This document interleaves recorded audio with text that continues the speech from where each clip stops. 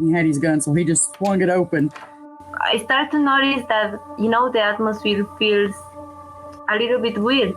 First thing he seen was this 6.5 foot tall, broad shoulder, dark hair. That freaked him out. We hadn't talked to her about like life and death and what any of that means. She's 3 years old, So we turned around. Suddenly there's a whole tree falling across the road. And she was describing to us that, there was a deceased person that she could see visually. You're listening to Cryptid Clues, where we tackle the ever-expanding history and mystery of monsters and supernatural madness every Monday. You can find us at CryptidClues.ca for more information, or even check out exclusive content and support us at patreon.com/CryptidClues. Hello, ladies and gentlemen. Welcome back to another episode of Cryptid Clues. I'm your host, Taylor, and today we're going to explore some hauntings surrounding the mysterious location along the Fraser River. Now, before we get into that, however, you can find us on our website, CryptidClues.ca, our social media channels, X, YouTube, and Facebook. Should you wish to reach us directly, you can do so via cryptidclues@gmail.com. If you missed these past couple of weeks, that's okay. It's a great time to hop on board. Our last two episodes focused on a recent trip I took over to Atlanta, Georgia, and the affiliated Bigfoot that is kind of occurring around that general area there. And last week, I had a special guest, Brenna, join me to detail an experience her parents had while out camping in the Harrison Hot Springs area. So a very Bigfoot kind of centric past couple of weeks. But without further ado, let's get into this. Now, a little bit ago, I took a trip with my family to go camping out along the Fraser River.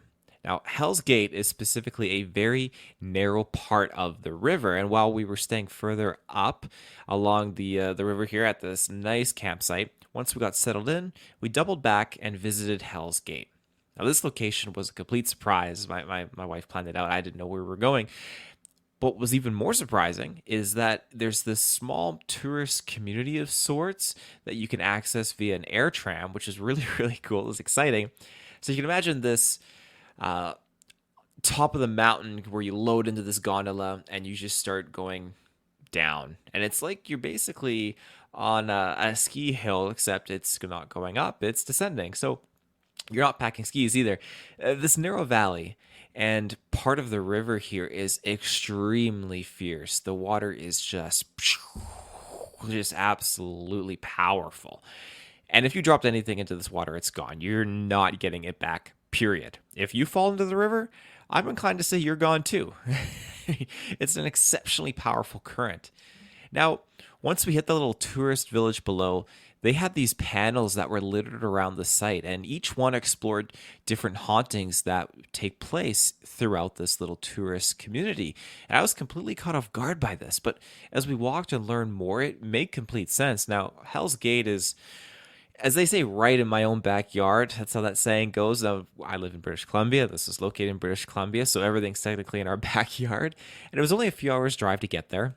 Aside from hauntings, which I'm going to return to shortly, for generations and beyond, this area has been a channel for tens of millions of salmon. They would swim to their spawning grounds by access of the Fraser River. And in the summertime, this river would fill up and you'd be seeing salmon scale to scale. Now, the Fraser River is 1,375 kilometers, which is just over 850 miles long. If you're familiar with the Canadian cities and provinces, that's the distance between Vancouver, British Columbia, all the way to Regina, Saskatchewan. That is absolutely insane. But the most dangerous part of this river trek for the salmon is this crossing Hell's Gate area here. Now, in the early 20th century, construction began on Hell's Gate.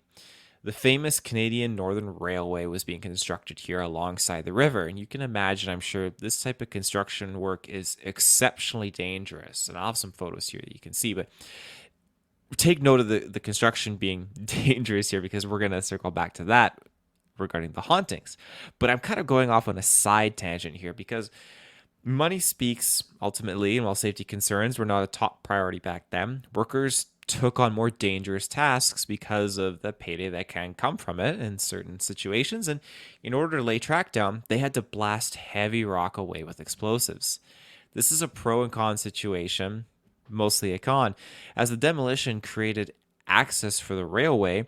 The falling debris sadly started to create a rock dam in this already very narrow part of the river. By the year 1914, after construction workers finished, another team went in to actually have to remove the rubble, but it was not completed in time. The time frame to do this, when the salmon were reviving, it was too quick. So the beginning of July rolls around, and now we're in serious trouble. There were local indigenous individuals that were actually hired to transfer salmon using fishing nets over the rock dam so that they could continue on to their spawning grounds. And it helped, but this is not a permanent solution. It wasn't enough. So this had major implications on indigenous communities that relied on these salmon to survive. And within a year, it was around 20% of nearby First Nations populations began to starve, and those families that were forced away from their homes to find relief in other places, a lot of them did not make it, and a lot of them passed away. This is tragic. And this is information that I did not learn there. This is information I did after the fact, when I was looking into more in-depth accounts of these hauntings, and then I got to really dive online and see what people had written and actually studied, and thought, oh my gosh, there's so much more to this whole development of this site on top of the hauntings. And so again, like I said, this was absolutely terrible, and it was met with constant delays between Ottawa and the railway company. There just was not a very eager sense of, hey, we need to rectify this immediately. It was just, oh, you did it, he said, she said kind of a thing, pointing fingers. And so even with publications and reporters covering this decline in salmon and local fishery commissioners just trying to get this problem solved, things still took time. And to cap it off, you have an act of insane greed here where the fishing industry, this stresses me out. They came in and they fished so many of these salmon so badly to the point that this 1914 disaster almost led to this complete extinction here of the sockeye using this route. It was not looking good for the species at all. And I know I'm focusing on this part quite prominently, but it's just amazingly appalling how this was allowed to happen. Initial research and speculation show that prior to European industrialization, sockeye salmon runs to the Fraser River averaged up to 50 million in those dominant years of their spawning cycle. Now, there's an article I found posted by the Canadian Journal of Fisheries and Aquatic Sciences that actually claims that under the most optimum conditions, the pre-European Fraser River produced 100 million sockeye salmon. 100 million. There is a silver lining here that we're going to get to.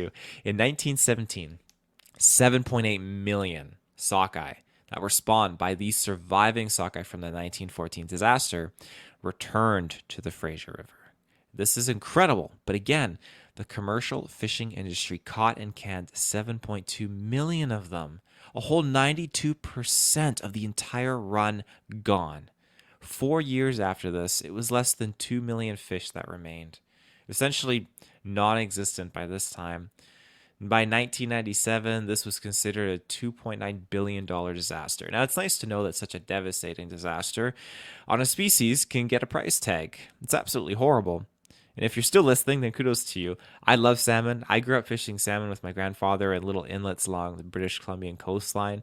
Not on the commercial level whatsoever. I would never do that. I'm talking about just a little boat. We have a rod or two, and we're just cruising around for hours in the early morning, just enjoying our time. And get a couple bites. Maybe you get one fish all day. That's it. And so this really, really angers me. It's a very passionate thing. But yes, the silver lining. In 1941, only 1,100 fish were actually able to reach the spawning beds, but in 1973, the number increased to 250,000 sockeye.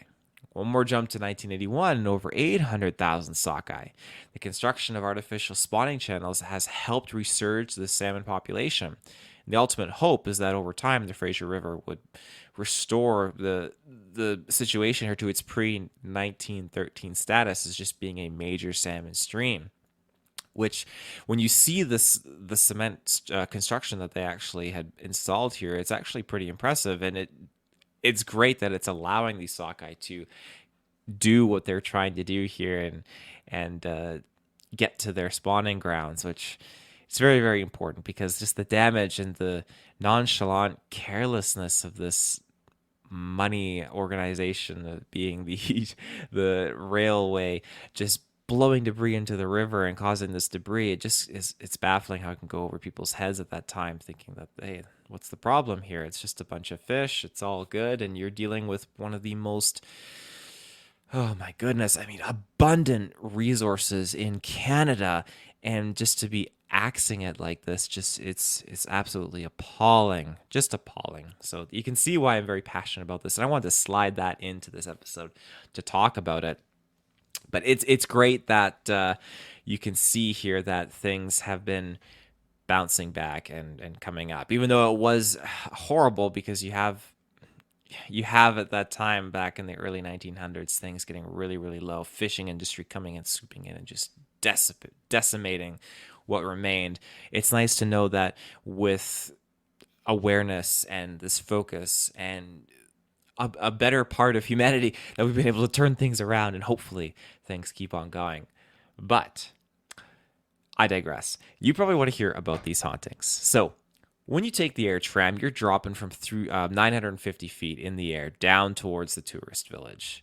And so with what we covered, and well, we know safety was not a major concern by the powers to be on the railroad construction, Simon Fraser, hence the river's name, stated that he, and I quote, encountered the gates of hell. Now, the first building we visited was the gift shop. It was designated as a paranormal meeting spot, and it's been reported that many who walk in here can begin to hear voices in the area. Now, investigators using tech managed to detect some sudden changes in temperature, abrupt changes in smell, and overwhelming feelings of being watched, specifically of something standing behind them at multiple times. The next place we checked out was the Fudge Factory, which is a little unusual. This remote tourist hotspot, again, it's along the Fraser River, and you're driving through the bush for quite a ways. They got their own fudge factory, and it's haunted. So candies and fudge have been, well, they moved around on their own into different spots of the building. And from time to time, the equipment even turns on by itself as well. Investigators managed to detect sudden drops in temperature in this building. And now we have Edward. And this was a nickname bestowed upon the spirit by a psychic who was on site investigating paranormal activities. This spirit, by witness accounts, is not very friendly, and his spirit dates back to the late 1800s. It's believed that Edward was responsible for the deaths and hardships faced by numerous unfortunate victims throughout the railroad's initial construction. Many of these spirits still linger in this tourist village today, hence the other locations we mentioned. Now, Edward's spirit specifically resides prominently below the deck, which has caused animals to actually react uncharacteristically, along with investigators feeling changes in their mood. Now, the last site of haunting here that I found is just a very interesting tale, and it's dubbed The Legend of the Hell's Gate Haunted Stove. And I quote, "Legend has it an unusual incident is believed to have happened on this piece of property, which in the 1800s was a railway camp. After hours of back-breaking labor building the railway, the workers known as the Gandhi Dancers looked forward to a hearty, well-cooked meal. So one skilled, pigtailed Chinese chef was selected from the many imported Chinese workers and was jealously guarded by the rail layers. The workers called him Johnny. One dark, moonless night, Johnny mysteriously vanished. A replacement was hastily found, but to everyone's surprise, a weird thing happened. Johnny's stove refused to light. They tried, but no one could kindle a decent fire. In desperation, a search party was sent out to find Johnny, and after much searching everywhere, in damp bat caves and dark hollows, Johnny was found and returned to a hungry but happy camp. Soon, Johnny and his stove were turning out delicious meals up until his demise on July 10th, 1890. Now, every year, a strange thing happens on the anniversary of Johnny's demise. The stove feels faintly warm, though no fire has ever been kindled in it since. There is a possibility that there is a connection between this event and eerie goings-on in the gift shop. This is still being investigated. The building at the end of the walkway, which is now the Gold Penner gift shop, is the original building that housed Johnny's stove. The concrete foundation and hardwood floor on which the stove was placed is all original." End quote. It's a fun story that they actually have painted on a wooden panel that's just sitting next to the actual stove at Hell's Gate here. The only question I have is why no one was wondering why Johnny was missing and in a cave, and maybe they just left that out for the story's sake and they had limited room on this 4x8 panel of wood to put this story down. But hey, we need food, so let's go get Johnny back. They did mention jealousy, so I don't think it's out of the question for people to mysteriously go missing, obviously, at this time, but they managed to go find him. I dare say I think some other folks here may have, well, probably relocated Johnny against his will. So cooking saved his life. It's just a crazy dynamic. But with the possibility of this site being haunted, I do stand by it.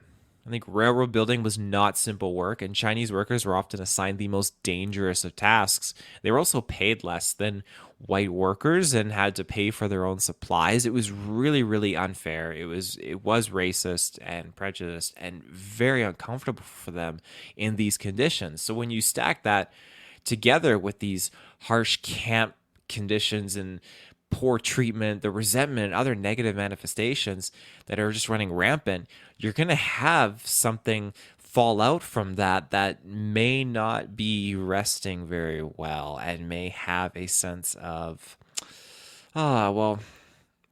these poor individuals who misstep or sadly pass, in my own opinion, they could just be bound to this site. It could be out of either negative hate or just unable to move on because, well, it's just